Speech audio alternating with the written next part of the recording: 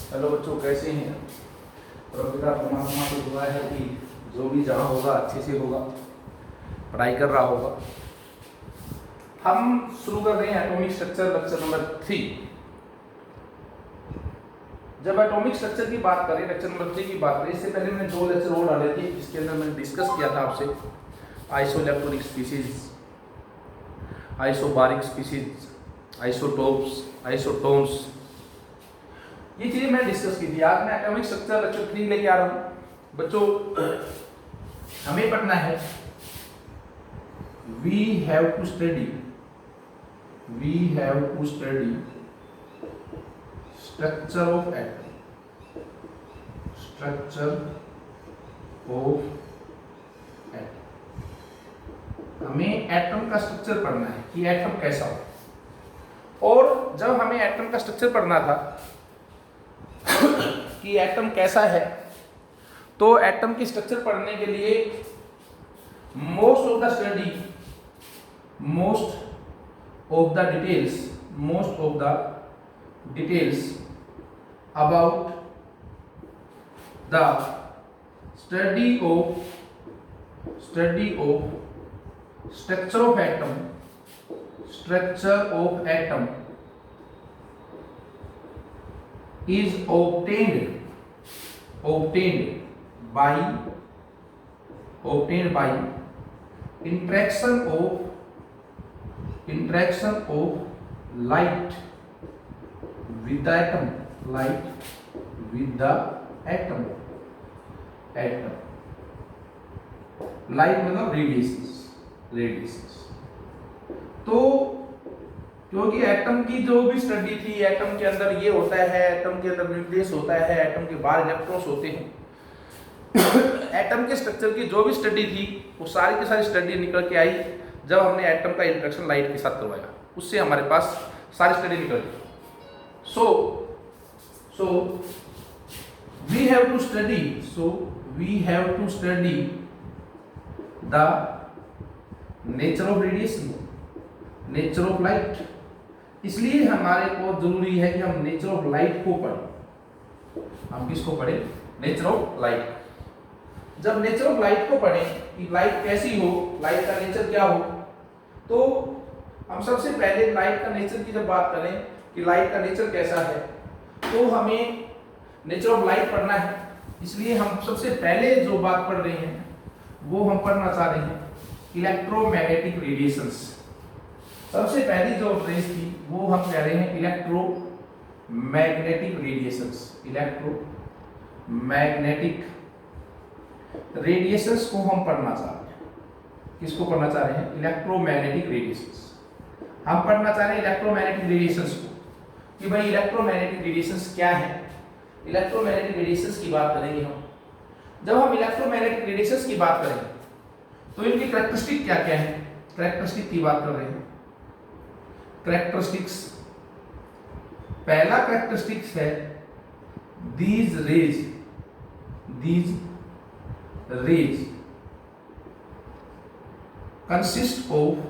rays are associated with electric and magnetic field, both acting perpendicular to each other,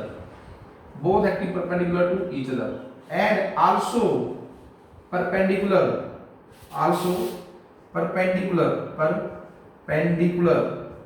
to propagation of direction of propagation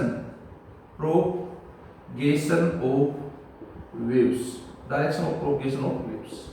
यानी electromagnetic waves का पहला characteristic आ गया कि ये जो waves हैं ये एसोसिएटेड है किसके साथ? इलेक्ट्रिक फील्ड के साथ, मैग्नेटिक फील्ड के साथ, और दोनों के दोनों आपस में एक दूसरे क्या है? perpendicular है। These rays are associated with electric and magnetic field both acting perpendicular to each other and also perpendicular to direction of propagation of waves। ये किसी वेव की प्रोपगेशन की डायरेक्शन है। इसके साथ एक तरफ मैग्नेट, ये है direction of propagation, direction of propagation, propagation आगे बढ़ना, direction of propagation of wave, wave, ये direction of propagation of wave है। इसके परपेंडिकुलर मैग्नेटिक फील्ड है, इसके परपेंडिकुलर ही इलेक्ट्रिक फील्ड है, इसके परपेंडिकुलर क्या है, इलेक्ट्रिक फील्ड। तीनों आपस में एक दूसरे के परपेंडिकुलर है, मैग्नेटिक फील्ड, इलेक्ट्रिक फील्ड और direction of propagation of wave, तीनों के आपस में क्या है, परपेंडिकुलर है, तीनों परपेंडिकुलर है आपस में। हेलो, हम लोग आने को आ गया, हाँ ठीक ठीक है, ठीक है। These rays are associated with electric and magnetic field, both acting perpendicular to each other and also perpendicular to direction of propagation of wave. ये direction of propagation of wave, ये मैग्नेटिक फील्ड और ये electric field, एक characteristic है पहला।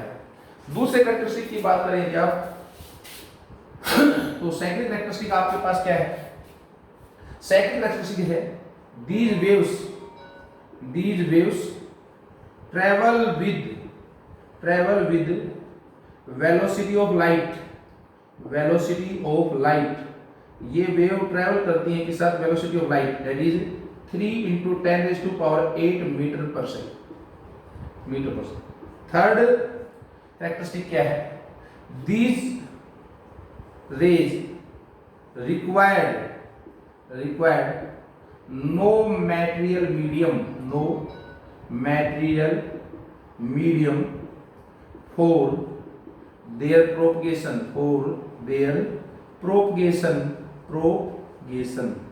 these waves require no material medium for their propagation के लिए कोई material medium नहीं चाहिए, means they can travel through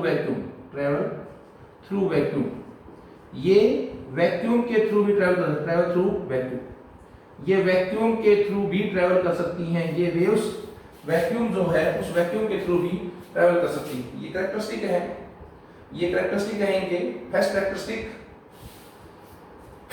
associated with electric magnetic field, both acting perpendicular to each other, also perpendicular to direction of propagation of wave, travel with velocity of light 3 × 10⁸ meter per second. These rays require no material medium for their propagation, means they can travel through vacuum. बच्चों सबसे बड़ा conclusion जो है वो ये है कि ये इलेक्ट्रोमैग्नेटिक रेडिएशंस की थ्योरी जो थी, इलेक्ट्रोमैग्नेटिक रेडिएशंस की जो थ्योरी थी, इलेक्ट्रोमैग्नेटिक रेडिएशन थ्योरी, जो इलेक्ट्रोमैग्नेटिक रेडिएशंस की जो थ्योरी थी, ये theory, this theory consider light as to travel as waves। ये थ्योरी ये कंसिडर करती है कि जो लाइट है वो ट्रैवल करती है, कैसे ट्रैवल करती है, लाइट एज वेव्स के रूप में लाइट जो है वो ट्रैवल करती है। अब जो वेव्स के रूप में ट्रैवल करती है तो कुछ एक कैरेक्टरिस्टिक है आपके पास, कैरेक्टरिस्टिक्स ऑफ वेव मोशन, कुछ कैरेक्टरिस्टिक्स हैं, कैरेक्टरिस्टिक ऑफ वेव मोशन, कुछ एक वेव मोशन के कैरेक्टरिस्टिक हैं। पहला कैरेक्टरिस्टिक वेव मोशन का जो है, फर्स्ट कैरेक्टरिस्टिक, वो ये है। वेव की बात कर रहे हैं, हमने यहां से शुरू किया, ये आपके पास ये शुरू कर, वेव मोशन के कैरेक्टरिस्टिक की बात कर रहे हैं। वेव के अंदर ये जो पोजीशन है, ये मीन पोजीशन है, और ये जो ऊपर उठा हुआ पार्ट है इसे हम कहते हैं क्रस्ट, जो नीचे धसा हुआ पार्ट है इसे हम कहते हैं ट्रफ। क्या कहते हैं? ट्रफ कहते हैं। ये क्रस्ट है, ये ट्रफ है। ये जो हाइट है क्रस्ट की या फिर ये डेप्थ है ट्रफ की, इसको हम ए कहते हैं, एम्पलीट्यूड कहते हैं। क्या कहते हैं इसको? Amplitude.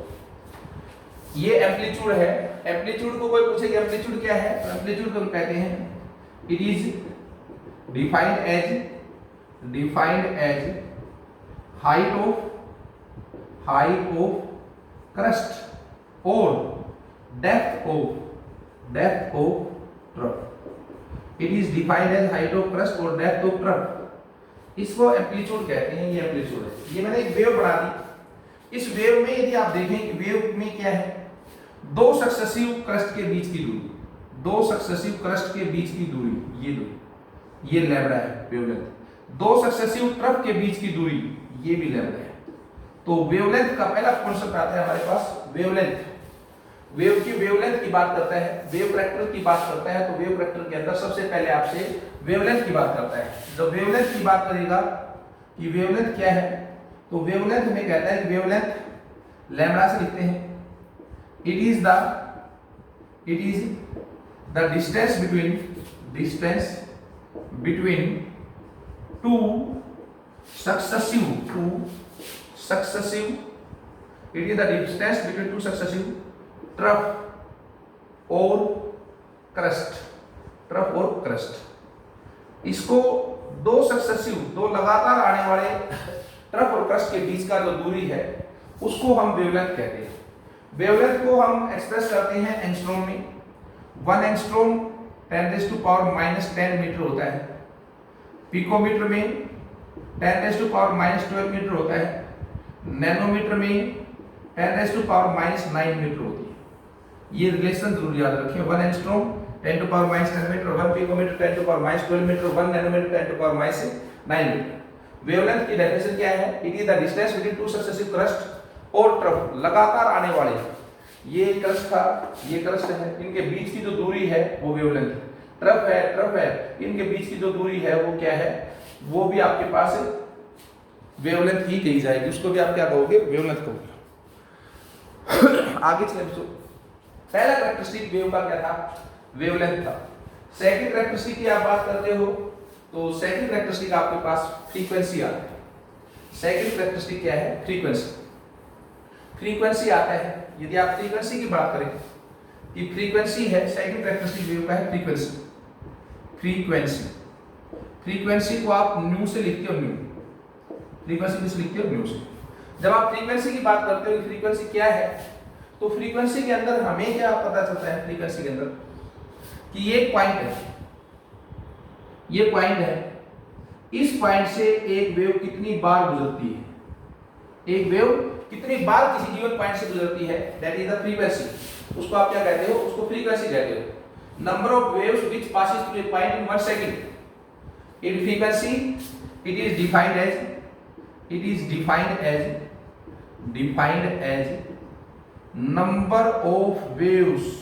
number of waves which passes through a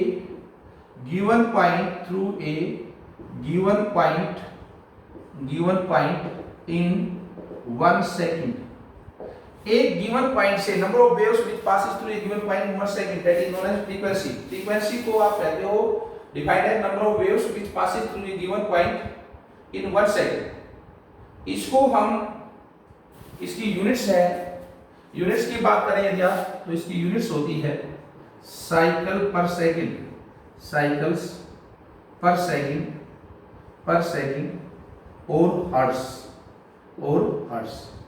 क्या कहते हैं इसको? साइकिल पर सेकंड और हर्ट्ज। बच्चों देखो, आपके पास स्पीड होती है, स्पीड होती है distance upon time, distance upon time. Speed को आपने, क्योंकि इलेक्ट्रोमैग्नेटिक वेव्स जो हैं वो वेलोसिटी ऑफ लाइट से ट्रेवल करती हैं, तो इसको आपने सी लिख लिया। वेव के केस में डिस्टेंस लैम्डा होता है, टाइम हो गया टी। तो फ्रीक्वेंसी को आप डिफाइन करोगे, define as number of waves which passes through a given point in 1 second. T second में हमने कहा टी सेकंड के अंदर एक वेव पास करती है। Let in t second number of waves passing बराबर कितनी है? 1 है। एक सेकंड में कितनी होगी? 1/t होगी या नहीं होगी? तो यही तो फ्रीक्वेंसी है। फ्रीक्वेंसी न्यू क्या होती है? 1/t। फ्रीक्वेंसी क्या है? 1/t। तो मैं यहां से कह सकता हूं स्पीड c, डिस्टेंस लैम्डा, और 1/t क्या लिख दूं, न्यू फ्रीक्वेंसी। बोलो, तो c that is equal to lambda into nu, relation आ गया आपके पास, c that is equal to lambda into nu, nu is frequency, nu क्या है, फ्रीक्वेंसी ये न्यू है फ्रीक्वेंसी, तो c that is equal to lambda into nu frequency है। अब यदि फ्रीक्वेंसी है तो मैं इससे आगे चलूं, इससे मैं और थोड़ा सा आगे चलूं, तो हमारे पास आता है बच्चों c that is equal to lambda into nu, lambda क्या है, वेवलेंथ, वेवलेंथ इनटू न्यू क्या है, फ्रीक्वेंसी, फ्रीक्वेंसी, और फ्रीक्वेंसी हमने देख ली न्यू किसके बराबर है, 1/t के। बोलो भाई 1/t। अब यदि इसके 1/t के बराबर है तो c वेलोसिटी ऑफ लाइट है, c क्या है, velocity of light, velocity of light, और जो लाइट है उसकी वेलोसिटी क्या है, वेलोसिटी ऑफ लाइट, तो वो फिक्स है 3 × 10⁸ मीटर पर सेकंड, वो तो वैल्यू फिक्स है, that is equal to lambda into nu, lambda into new.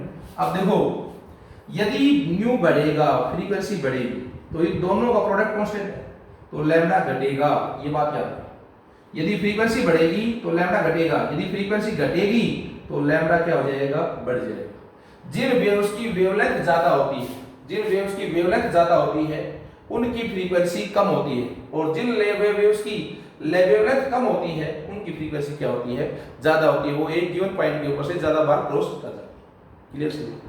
चलो आगे देखो, हमारे पास इसके बाद एक डेफिनेशन और आती है, रिलेशन हमारे पास आ चुका है, याद रखना है, c velocity of light that is equal to c that is equal to lambda into nu, lambda into nu, बहुत इंपॉर्टेंट रिलेशन। हमारे पास एक डेफिनेशन और आती है जिसको हम कहते हैं wave number, wave number, wave number क्या कहते हैं, वेव नंबर, म्यू बार से इसको हम लिखते हैं, वेव नंबर है इसको हम म्यू बार से लिखते हैं, और जब मैं इसकी म्यू बार की बात करूं तो ये number of wavelength per centimetre define करते हैं इसको, इसको वेव नंबर कैसे डिफाइन करते हैं, number of wavelengths, number of wavelengths per centimetre, per centimetre, एक सेंटीमीटर में कितनी वेवलेंथ है किसी वेव की, that is known as wave number, it is defined as number of wavelength per centimetre. यानी कि लैम्डा जो है, लैम्डा सेंटीमीटर, सपोज करो लैम्डा सेंटीमीटर के अंदर, in lambda centimetre, let in lambda centimetre there is one wave, one wave, 1 centimetre में कितना होगा, 1/λ, कोई बोले 1/λ। तो ये म्यू बार जो वेव नंबर है, म्यू बार वेव नंबर जो है वो 1/λ के बराबर होता है, इसके बराबर होता है 1/λ। यदि इसकी यूनिट्स निकालोगे, यदि ये यूनिट्स निकालो तो 1/λ एक सेंटीमीटर में है तो क्या होगा, सेंटीमीटर इनवर्स। क्लियर सभी को, 1/λ सेंटीमीटर इनवर्स हो गया इसकी यूनिट्स। एक और हमारे पास आता है एम्पलीट्यूड, बता दिया अभी थोड़ी देर पहले बताया था, हाइट ऑफ द क्रस्ट और depth of the trough, amplitude है। टाइम पीरियड, टाइम पीरियड की बात करें तो time period, time period, time period है, टाइम पीरियड को टी से लिखते हैं, T, it is the time, it is the time required by the wave, by the wave in completion of one cycle, completion of one cycle, of one cycle, एक cycle को पूरा करने में कितना टाइम लगता है, that is time period. T mu का relation 1/t होता है, म्यू फ्रीक्वेंसी 1/t के बराबर होती है, किस बराबर होती है, 1/t। तो फ्रीक्वेंसी का म्यू का रिलेशन क्या है, 1/t का इनवर्स रिलेशन है। तो बच्चों ये कुछ एक बेसिक टर्म्स थी, ये कुछ एक बेसिक टर्म्स थी, ये टर्म्स आपको जरूर याद रखनी है। अब हमने वेव करैक्टर के बारे में, वेव करैक्टर की टर्म्स को देखा, तो वेव करैक्टर की टर्म्स को जब हमने देख लिया तो उसके बाद क्योंकि हम इलेक्ट्रोमैग्नेटिक थ्योरी पढ़ रहे थे, इलेक्ट्रोमैग्नेटिक रिलेशंस को पढ़ रहे थे, तो अब हम इस थ्योरी के बेस के ऊपर जनरेट कर रहे हैं क्या, electromagnetic spectrum, electromagnetic spectrum, electromagnetic spectrum बढ़ा रहे हैं। सन से जो निकलने वाली रेज थी, इलेक्ट्रोमैग्नेटिक स्पेक्ट्रम क्या है बताऊंगा। ये सन सन से बहुत सी रेज निकलती हैं और वो धरती के ऊपर भी पहुंचती हैं। सन से बहुत सी रेज निकलती है और सारी की सारी अर्थ के ऊपर पहुंचती है, धरती के ऊपर पहुंचती है। जब वो सारी रेज धरती पे पहुंचती हैं तो बीच में बहुत सी जगह हम पढ़ते हैं कि महाशून्य भी है यानी वैक्यूम भी है, तो वो रेज वैक्यूम में से निकलकर अर्थ के ऊपर आती है। तो इलेक्ट्रोमैग्नेटिक रेडिएशंस जो थी उनका कैरेक्टरिस्टिक थे, और वो कैरेक्टरिस्टिक क्या क्या है आपके पास कि इलेक्ट्रोमैग्नेटिक रेडिएशंस ट्रैवल कर सकती है वैक्यूम से। They travel through vacuum, they travel with the velocity of light that is 3 × 10⁸ metre per second. ये आपके पास जब मैं इलेक्ट्रोमैग्नेटिक स्पेक्ट्रम बनाना चाहता हूं तो मैंने इलेक्ट्रोमैग्नेटिक स्पेक्ट्रम बनाने की कोशिश की। मैंने जो इलेक्ट्रोमैग्नेटिक रेज थी उन इलेक्ट्रोमैग्नेटिक रेज को मैं अरेंज करने लगा। इलेक्ट्रोमैग्नेटिक जो रेज थी उन इलेक्ट्रोमैग्नेटिक रेज को मैं अरेंज करने लगा।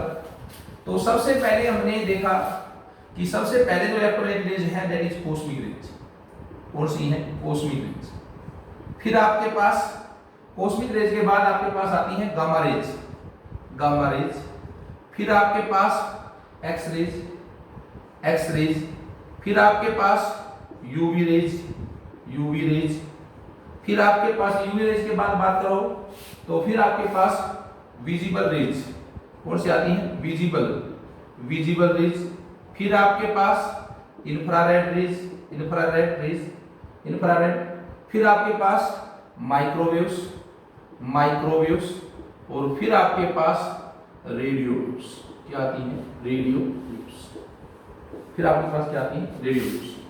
ये आपके पास बच्चों आपने कहा कि जी सर ये आपके पास एक स्पेक्ट्रम, एक पैटर्न ड्रा हुआ, ये पैटर्न ड्रा हुआ। और जब इस पैटर्न की आप बात करें, ये पैटर्न आपने एक ड्रा किया, cosmic rays, X rays, X rays, UV rays, visible rays, infrared rays, micro rays और रेडियोस। क्या पैटर्न है? यदि आप इस पैटर्न को देखें तो इधर से इधर जब आप जा रहे हो तो लैम्डा इंक्रीज हो रहा है। तो मैं इलेक्ट्रोमैग्नेटिक स्पेक्ट्रम की बात कर रहा हूं। Electromagnetic spectrum it is the arrangement of, it is the arrangement of, arrangement of electromagnetic radiation. It is the arrangement of electromagnetic radiations, electromagnetic radiations, radiations in increasing order, in increasing order of wavelength, wavelength. It is the arrangement of electromagnetic radiations in increasing order of wavelength. wavelength के बढ़ते हुए क्रम में, wavelength के बढ़ते हुए क्रम में, increasing order of wavelength, increasing order of wavelength के अंदर it is the arrangement of electromagnetic radiations in increasing order of wavelength। एक डेफिनेशन मैंने बता दिया। ये सारी की सारी इलेक्ट्रोमैग्नेटिक रेडिएशंस हैं, cosmic, gamma, x, UV, visible, infrared, microwaves, radios.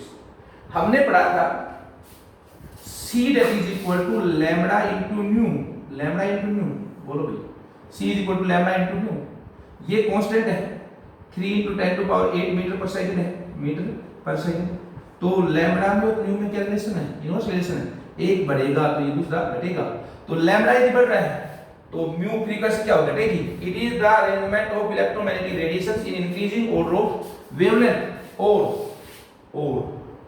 Decreasing order of frequency, decreasing order of frequency, frequency nu, decreasing order of frequency nu. थोड़ी देर बाद पढ़ेंगे रिलेशन, पढ़ा भी होगा टेंथ में, E is equal to h new. Energy का directly relation है न्यू के साथ। एनर्जी का रिलेशन क्या है? न्यू के साथ डायरेक्ट रिलेशन है। फ्रीक्वेंसी बढ़ेगी तो एनर्जी भी बढ़ेगी। तो it is the arrangement of electromagnetic radiations in increasing order of wavelength और डिक्रीजिंग ऑर्डर ऑफ फ्रीक्वेंसी और decreasing order of energy, order of energy, decreasing order of energy. ये आपके पास है। विजिबल रेज को हमने तोड़ दिया, विजिबल रेज को फर्दर तोड़ लिया हमने। जो विजिबल रेज को फर्दर तोड़ा तो हमारे पास क्या निकल गया है? विब्योर, VIBGYOR, क्या निकल गया है? विब्योर। ये विजिबल रीजन है जिसमें हम चीजों को देख पाते हैं। ये विजिबल रीजन वो रीजन है जिसमें हम चीजों को देख पाते हैं। ना तो हम इंफ्रारेड रीजन में देख पाते, ना इससे आगे देख पाते कुछ। ना यूवी में देख पाते, ना इससे पीछे कुछ देख पाते, केवल और केवल विजिबल रीजन है जिसके अंदर हम चीजों को देख पाते हैं, जिसमें हमारी आंखें काम करती हैं। और जब हमने विजिबल रीजन को देखा तो विजिबल रीजन एक्सटेंड करता है 3800 एंगस्ट्रॉम से लेकर 7600 एंगस्ट्रॉम, यहां तक ये है। जो चीजें ऊपर थी वही चीजें नीचे हैं, जो चीजें ऊपर थी वही चीजें नीचे हैं। यदि आप इधर से इधर जाओगे, वॉयलेट टू रेड जाओगे, लैम्डा इंक्रीज होगा, फ्रीक्वेंसी डिक्रीज होगी और एनर्जी भी डिक्रीज होगी।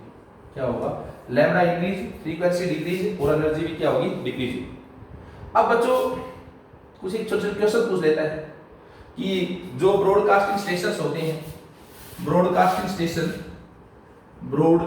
स्टेशन जो है, ब्रॉडकास्टिंग स्टेशंस, उन ब्रॉडकास्टिंग स्टेशन का मतलब ये है जैसे आकाशवाणी है, हिसाब से है, दिल्ली से कोई चीज प्रसारित होती है तो उनमें कौन सी वेव यूज करते हैं? Radio waves. क्यों यूज करते हैं रेडियो वेव्स को?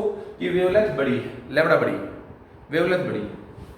आपके जो जब कोई फ्रैक्चर होता है, जब कहीं से कोई टूट फूट होती है तो एक्सरे करते हैं।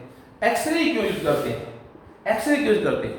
एक्सरे यूज करने के पीछे लॉजिक है कि एक्सरे इधर से इधर जब जा रहे हो एनर्जी घट रही है, तो एक्सरे की एक तो एनर्जी हाई होती है, हाई एनर्जी होती है, तो जो भी वो पेनिट्रेट कर जाता है, हड्डियों के थ्रू पेनिट्रेट कर जाता है। फिर बच्चा कहता है सर इसकी एनर्जी तो इससे ज्यादा है, लेकिन एक्सरे के अंदर एक्सरे जो होती है उनके अंदर एक यूनिक प्रॉपर्टी होती है जिसको हम कहते हैं scanning property.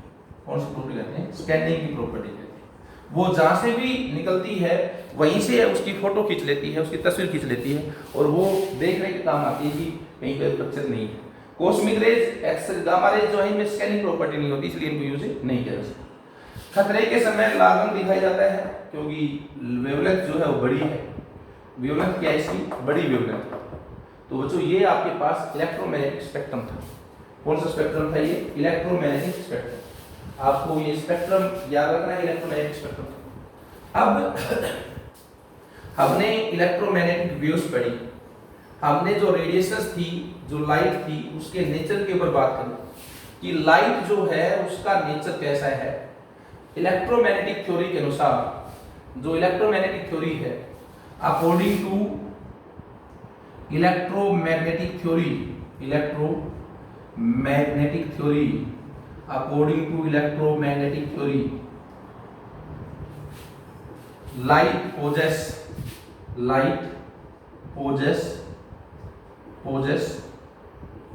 wave character।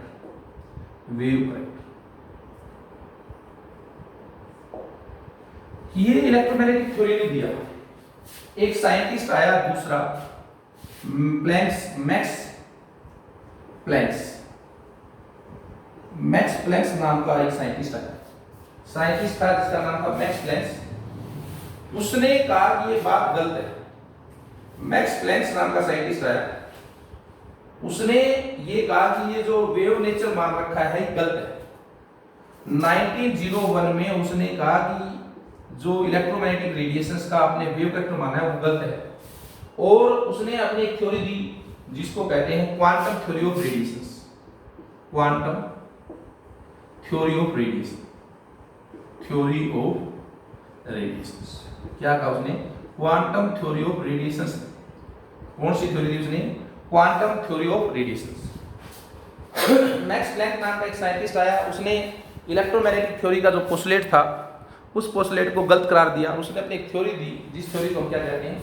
Quantum theory of radiations. उसने कहा, मैक्स प्लैंक ने 1901 में ये थ्योरी दी थी। इसके बाद इस थ्योरी को फर्दर एक्सटेंड किया गया, एक्सटेंडेड बाय आइंस्टीन इन 1905 में आइंस्टीन ने इसको फर्दर प्रोसीड किया। पूरी थ्योरी मैक्स प्लैंक और आइंस्टीन दोनों के नाम से हुई। क्वांटम थ्योरी ऑफ रेडिएशन क्या कहती है? इसके पोस्टुलेट्स क्या है? पोस्टुलेट्स की बात करें तो इसके पोस्टुलेट्स क्या है? इसका फर्स्ट पोस्टुलेट है energy from a source is emitted not continuously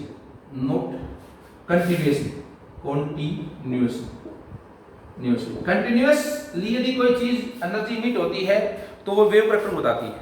तो इसने कहा कंटिन्यूसली इमिट नहीं होती। Energy from a source is emitted not continuously but incontinuously in the form of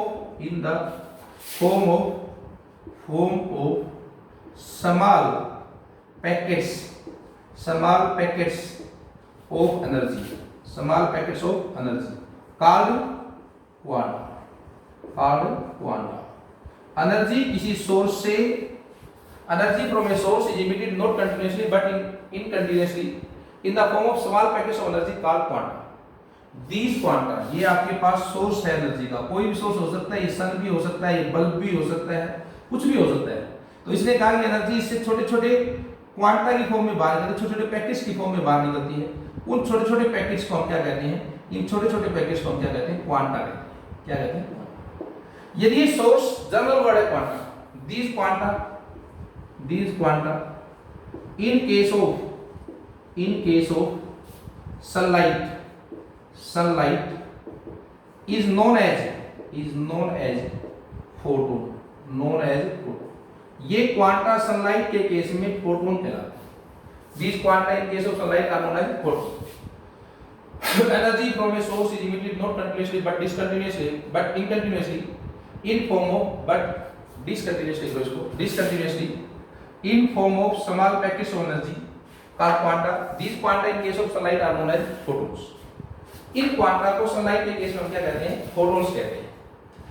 energy associated, या लिख लेता हूं, energy associated with these photons is directly proportional to frequency of radiations. Energy, second postulate है, energy associated with these photons is directly proportional to frequency of radiation। New energy E थी मान लो, तो वो directly proportional है किसके, new के। E proportional है proportionality constant H new. इस H को हम क्या कहते हैं, प्लैंक्स कांस्टेंट। क्या कहते हैं इसको, planks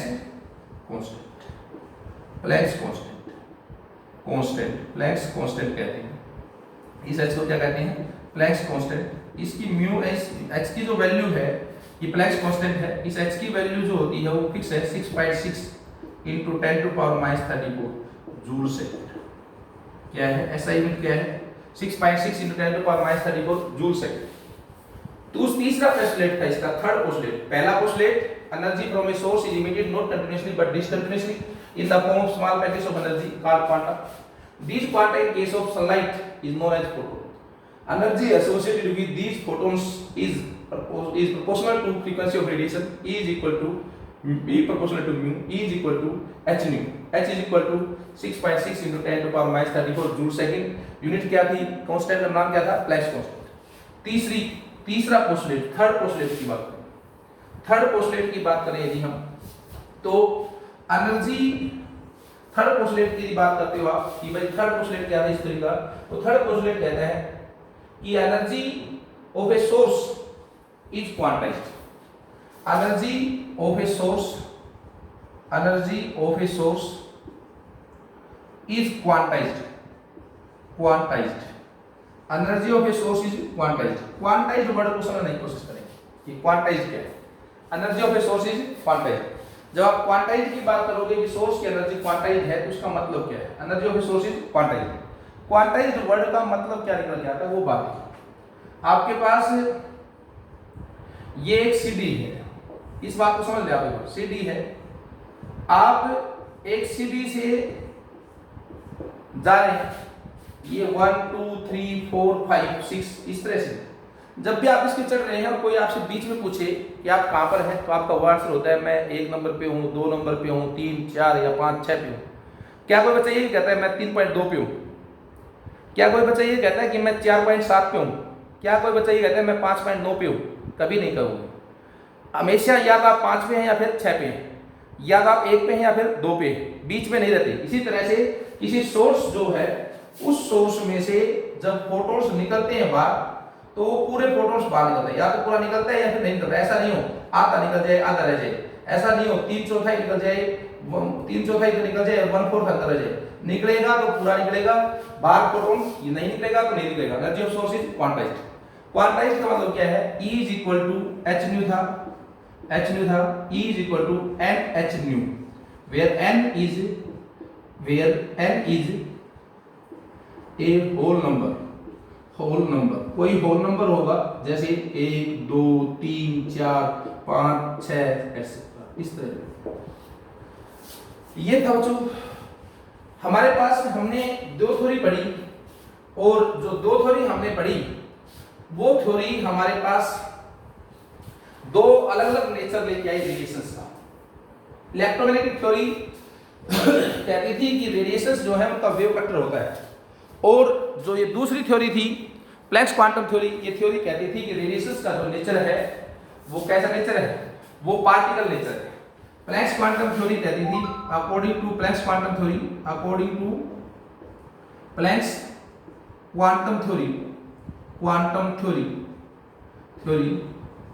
radiations have particle nature. ये पॉइंट इंपॉर्टेंट है, पार्टिकल नेचर। इसका नेचर कैसा, पार्टिकल नेचर इसके अनुसार, और उस थ्योरी के अनुसार कैसा नेचर था, वेव नेचर। सबसे बड़ा डिफरेंस। चलो आगे देखिए बच्चों, थोड़ा सा हमारे पास छोटी छोटी चीजें यहाँ से पूछता है, हमसे क्वेश्चंस की फॉर्म में पूछना शुरू कर देता है। पहला क्वेश्चन पूछा हमसे कि फर्स्ट क्वेश्चन हमसे पूछा गया कि आप हमें बताओ 1 आइंस्टीन बताओ, 1 आइंस्टीन किसके बराबर है? 1 आइंस्टीन किसके बराबर है, ये बात पूछी जाती है, इंपॉर्टेंट है। 1 आइंस्टीन किसके बराबर है? सबसे पहली बात पूछी गई 1 आइंस्टीन किसके बराबर है, तो हमें कहा गया कि 1 आइंस्टीन किसके बराबर है। तो 1 आइंस्टीन को यदि हम डिफाइन करें तो कहते हैं energy of equal to energy of 1 mole of quanta. 1 mole quanta की एनर्जी के बराबर है, इसके बराबर है 1 mole of energy of 1 mole of quanta. और E हमने पढ़ा था किसके बराबर, NH न्यू। बोलो यार, E is equal to NH nu. N 1 mole के केस में आप क्या कहते हो, E is equal to NH nu. तो energy of 1 mole of quanta, N की वैल्यू यदि 1 मोल है, 1 मोल तो किसके बराबर होगा, एवरेज नंबर 6.022 × 10⁻23 इसके बराबर होगा। तो N की वैल्यू कितनी आ गई, 6.022 × 10⁻23। H की वैल्यू कितनी आ गई, प्लैंक्स कांस्टेंट 6.6 × 10⁻34। फ्रीक्वेंसी न्यू किसके बराबर है, C/λ। तो न्यू की जगह क्या रखूं, C/λ। तो ये आपके पास क्या आ गया, 6.022 × 10⁻23 into 6.6 × 10⁻34। Velocity of light 3 × 10⁸ metre upon जो भी वेवलेंथ होगी उसके बराबर होगा। ये आपके पास 1 आइंस्टीन है, ये 1 आइंस्टीन के बराबर आपके पास आ गया। क्लियर से लिखो। चलो दो थ्योरी हमने पढ़ी, एक थ्योरी प्लैंक्स क्वांटम थ्योरी, दूसरी थ्योरी इलेक्ट्रोमैग्नेटिक थ्योरी। इन थ्योरीज के ऊपर बेस्ड छोटे छोटे क्वेश्चंस और करवा रहा हूं, आपको देखेंगे आप ये क्वेश्चन। मैं 2 दिन 4 क्वेश्चन आपको करवाने की कोशिश कर रहा हूं। यहाँ से आप ये क्वेश्चंस देखिए। पहला क्वेश्चन कहता है हमें, क्वेश्चन नंबर 1 दिया हमें इसने, कंपेयर द, क्वेश्चन नंबर 1 है compare the energies of two radiations, one with lambda 6000 angstrom and other with lambda 3000 angstrom। चलो करते हैं, एनर्जी कंपेयर करनी है। सॉल्यूशन किया हमने, एनर्जी जब कंपेयर करनी है तो E is equal to H nu. Compare the energy of 2 radiations, 2 radiations है, एक रेडिएशन थी जिसकी लैम्डा ये थी, H न्यू हो गया। E is equal to H C/λ। E1 दो थी, E1 that is equal to H C upon lambda 1, E2 equation number 1, E2 that is equal to H C upon lambda 2। बोलो भाई equation number second. H और सी दोनों constant है, दोनों constant है। Second को डिवाइड कर दिया 1 से, सेकंड को 1 से डिवाइड कर दिया, E2 upon E1 that is equal to H C lambda 2 into lambda 1 upon H C, H C H C, E2 upon E1 that is equal to lambda 1 6000 upon lambda 2 3000 cancel, 2 upon 1, E2 that is equal to 2E1। बोलो यार, E2 that is equal to 2E1। चलो आगे चले बच्चों, एक question और करेंगे, और क्वेश्चन करते हैं हम एक दो क्वेश्चन और करें। आपके पास यदि दो क्वेश्चन और करें हम यदि, तो अगला क्वेश्चन हमारे पास आता है, अगला क्वेश्चन है हमारे पास calculate the, question number 2, calculate the value of Einstein, value of Einstein, Einstein when the frequency, when the frequency of a photon is 10 raised to power 10 kilohertz, 10 raised to power 10 kilohertz। बड़ा अच्छा question, बहुत सी चीजें सिखाई जाते हैं। Calculate the frequency, frequency निकालनी है, कब निकालनी है? when the calculate the wave, calculate the value of Einstein when the frequency of photon is 10 to power 10 kilohertz। अब 10 raised to power 10 kilohertz, यदि आप देखें तो आइंस्टीन की बात करें, आइंस्टीन 1 आइंस्टीन बराबर है, आइंस्टीन किसके बराबर है? Energy of 1 mole of quanta, 1 mole of quanta, quanta क्या है? Small packets of energy, quanta. E is equal to NH nu, N 6.6 into 10 to power, sorry N की वैल्यू एवोगाड्रो नंबर, तो 6.023 into 10 to power 23, 6.022 into 10 to power 23 into H plus constant 6.6 into 10 to power minus 34 joule second, joule second. ये hertz kilo hertz है, kilo hertz है, इसको किस में बदल दो? हर्ट्ज में बदल दो, तो 10 to power 10 into 10 to power 3, 1 kilo 10 to power 3, 10 to power 13, ये वैल्यू यहाँ पुट करो, इसको सोल्व करो, ये आपके पास क्या आएगी? एनर्जी। क्लियर चलिए, और क्वेश्चन करें बच्चे, एक क्वेश्चन और करें यदि हम, तो हमारे पास यदि हम एक क्वेश्चन और करें तो हमारे पास अगला क्वेश्चन आता है,